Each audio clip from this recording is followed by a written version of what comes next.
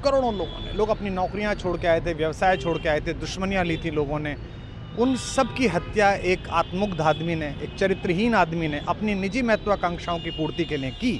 उसको दंड मिला, ईश्वरीय विधान से दंड मिला। नमस्कार दोस्तों, मैं हूं संदीप बिश्नोई और आप देख रहे हैं मेरा शो जानोगे तभी तो मानोगे। दोस्तों, आज जो दिल्ली के चुनावों का जो रिजल्ट सामने आया है तो बहुत ही चौंका देने वाले जो परिणाम सामने आए हैं, क्योंकि आज जो आम आदमी पार्टी की है बहुत बुरी तरह से हार हुई है और भाजपा ने जो है सरकार बनाने के लिए काफी सीटें जो जीत चुकी है, जो कि उनके सरकार बनाने के लिए। तो दोस्तों, बहुत सालों से एक बात थी मन में कि आज नौटंकी वर्सेस भाजपा के जो दरमियान चुनाव जो लड़ा जा रहा था और उसमें भाजपा है वो विजयी हुई है। दोस्तों, क्या लगता है केजरीवाल साहब ने कितने साल लोगों को बेवकूफ बनाया है? क्योंकि जिस एजेंडे को लेकर वो आए थे ना, उस एजेंडे को तो उन्होंने भूल ही गए थे। वो बिल्कुल उनके जो सहयोगी थे धीरे धीरे सबको दरकिनार कर दिया, क्योंकि वो सिर्फ पार्टी के महामहिम बन के रह गए। बहुत से उनके साथियों के भी जो है इंटरव्यू बाहर आते रहे हैं भी, अगर केजरीवाल को खुश रखोगे पार्टी में तो आप रह पाओगे, अन्यथा नहीं। और किसी तरह वो भी अपने आप को पार्टी में एज ए हिटलर समझने लग गए, क्योंकि बहुत से लोगों का दावा है, काफी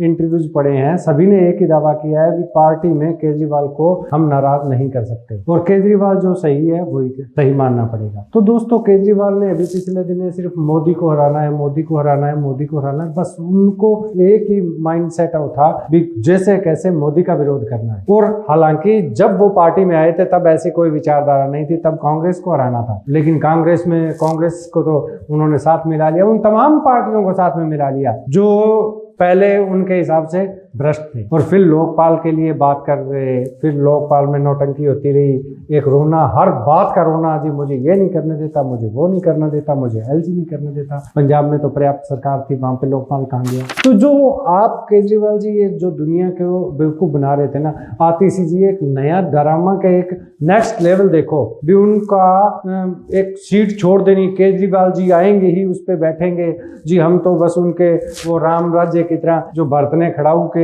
साथ राज स्टार्ट किया था वैसे खड़ाऊ के साथ ये करना। तो ये नौटंकी क्या आज का जो वोटर है और जो जनता है दिल्ली की या पूरे समस्त देश की, वो इन चीजों को समझते नहीं है। किन किन चीजों के ऊपर पचासों अब हर रोज वीडियो देखते हैं, उसमें हर रोज की यही बात आ रही होती है भी कुछ है जो वो उनके पुराने चीजें हम बिल्कुल नकार जाते हैं उसमें, जी ये हो रहा था अब हम नहीं करेंगे, सिक्योरिटी नहीं लेंगे, लेकिन अब मैं क्या करूं, वकील सरकार को मिलते हैं उनको पैरवी करने के लिए, अब कहते क्या हम हार जाएं, हम वकील तो लेंगे।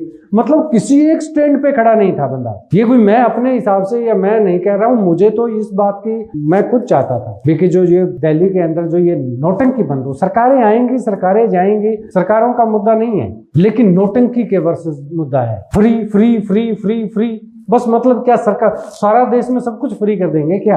ये किसी व्यक्ति ने एक बात कही थी, अगर किसी देश को अगर घुटनों पे लाना है तो वहां पे फ्री की योजनाएं स्टार्ट कर दो। फ्री की योजनाएं स्टार्ट कर दोगे तो जो वहां का लोग है वो काम करना बंद कर देगा और जो वहां की अर्थव्यवस्था है वो घुटनों पे आ जाएगी। इनका तो सिर्फ और सिर्फ मतलब राज था, राज के लिए किसी भी हद तक जो मर्जी करना पड़े वो करेंगे, यहाँ तक कि जो भारतीय फौज है उसको भी क्रिटिसाइज करना पड़े तो ये करेंगे, खालिस्तानियों से हाथ मिलाना पड़े तो मिलाएंगे, यानी कि वोट के लिए जो कुछ करना पड़े वो करना पड़े। आज जब ये हार गए हैं तो मैं एक कवि हूं, तो मैंने इनके ऊपर एक कविताएं लिखी है भी केजरीवाल हार के बाद में क्या कहना चाहते हैं, कैसे है, तो आप जरा सुनिएगा और मुझे बताइएगा कैसा लगे। कि आग लगे कांग्रेसियों को, आग लगे कांग्रेसियों को जो दिल्ली में मुझे हराया है, अरे 4 साल तो वो रहने देते, बड़ी मुश्किल से शीश महल बनाया है, बड़ी मुश्किल से शीश महल बनाया है, बड़ी मुश्किल से नफरत का बीज बोया था, तुम क्या जानो क्या क्या मैंने खोया था, मेरी सीट तुम हरा दिए हो,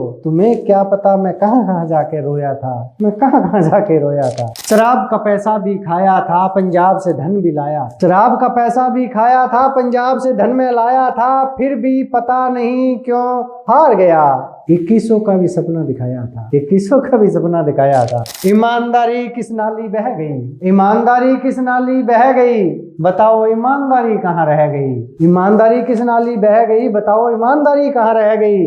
मैंने जनता को गोली देनी थी, कम वक्त जनता ही मुझको गोली देगी, कम वक्त जनता ही मुझको गोली देगी। चैन से मुझे अब नहीं सोना है, चैन से मुझे अब नहीं सोना है, छोड़ो अपना किरदार नहीं मुझे खोना है। चुनाव आयोग जो मर्जी कहे, अब मुझे ईवीएम पे भी तो रोना है, अब मुझे ईवीएम का भी तो रोना है।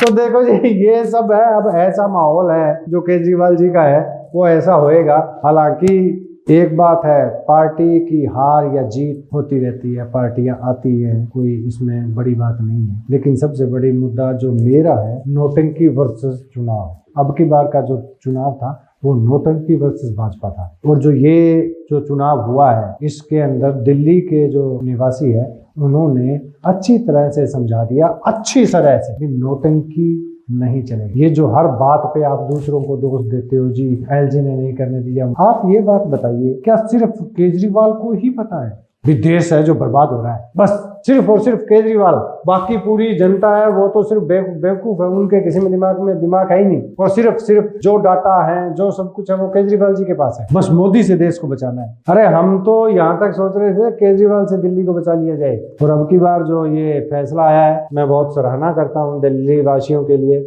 हालांकि मैं किसी पार्टी से कोई संबंध नहीं रखता हूँ, लेकिन नोटंकी जो मैं देख रहा था, ये रोना धोना, पोस्टर लगाने, दिल्ली का सीएम जेल में है जी, पोस्टरों के ऊपर सीएम बस जंगले पकड़ के खड़ा है, भी लोगों के मन में ऐसा लगे अरे देखिए जी इसके ऊपर तो कितनी बर्बरता हो रही है। लेकिन आपको लगता है किसी भी अगर कोई कोर्ट है वो किसी को बिना एविडेंस में जेल में डाल देगी? इतना आलीशान महल बनाया है, शीश महल, जो कि ये कहते थे मैं तो सरकारी घर नहीं लूंगा, और वो जो इतने बड़े बड़े घर में हम घर में रहे नहीं। देखिए ये एक विनाश काल्य विपरीत बुद्धि का है ना, ये चलन होता है। कितना भी विद्वान व्यक्ति क्यों ना हो, लेकिन सत्ता का वैभव का नशा ऐसा होता है, उसकी बुद्धि है जो भ्रष्ट कर देता है। और वो खुद ये सोचने लगता है, जैसे कि नवाजुद्दीन सिद्दीकी ने एक जो मूवी में कहा था ना, कभी कभी लगता है अपनी गॉड है। वही सेम चीज वही केजरीवाल जी को ये लगता था। लेकिन दिल्ली में अब की बार जनता ने उनको है जो अपने सही ठिकाने पे भेज दिया। तो आपका दिल्ली के चुनाव के बारे में क्या विचार है? आप क्या सोचते हैं और आपको क्या लगता है